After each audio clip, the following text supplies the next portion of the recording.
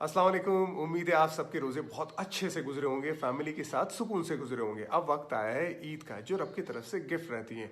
Lockdown का ज़माना है, कोरोना वायरस का ज़माना है, भीड़ इकट्ठा करने को मना किया गया है, तो आप ईद की नमाज घर में पढ़ सकते हैं। ये बहुत ही एक्स्ट्रा ऑर्डिनरी सर्कमस्टांसिस है इस वजह से, लेकिन आप ईद की नमाज ना छोड़ें और घर में पढ़ें।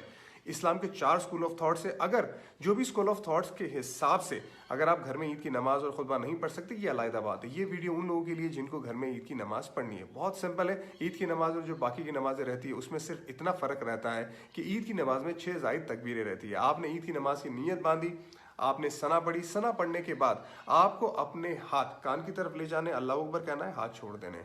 कान की तरफ ले जाना है, अल्लाह अकबर कहना है, हाथ छोड़ देने। कान की तरफ ले जाना है, अल्लाह अकबर कहना है, और फिर आप अपने हाथ बांध दीजिए। और उसके बाद अलहम्दु की सूरत पढ़े, एक और सूरत पढ़ के रुकू में जाए। रुकू में जाने के बाद जिस तरह से आप सजदे में जाते हैं, जिस तरह से पहली रकात ख़त्म करते हैं, बिल्कुल उसी तरह से ख़त्म करें। उसके बाद जब आप दूसरी रकात में खड़े हो जाते तो पहले से ही आप अपने हाथ बांध देंगे। अलहम्दु की सूरत पढ़ेंगे, उसके बाद दूसरी सूरत पढ़ेंगे, चाहे वो कुल की सूरह क्यों ना आती हो। उसके बाद आप अपने हाथ कान की तरफ ले जाके अल्लाह अकबर कहेंगे, हाथ छोड़ देंगे, अल्लाह अकबर कहेंगे, हाथ छोड़ देंगे, अल्लाह अकबर कहेंगे, हाथ छोड़ देंगे। चौथी मर्तबा जब आप अल्लाह अकबर कहेंगे तब आप सीधा रुकू में जाएंगे। रुकू में जाने के बाद, खड़े होने के बाद, जिस तरह से आप सजदे में जाके जिस तरह से आप अपनी बाकी नमाजें ख़त्म करते हैं, बिल्कुल उसी तरह नमाज ख़त्म करके सलाम फिराएंगे।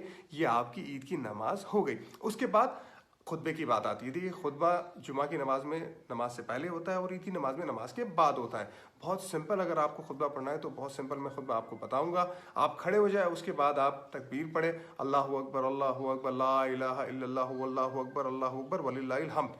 ये पढ़ लिया आपने। उसके बाद अलहम्दु की सूरत पढ़ी, उसके बाद आप बैठ गए। ये आपका पहला खुतबा ख़त्म।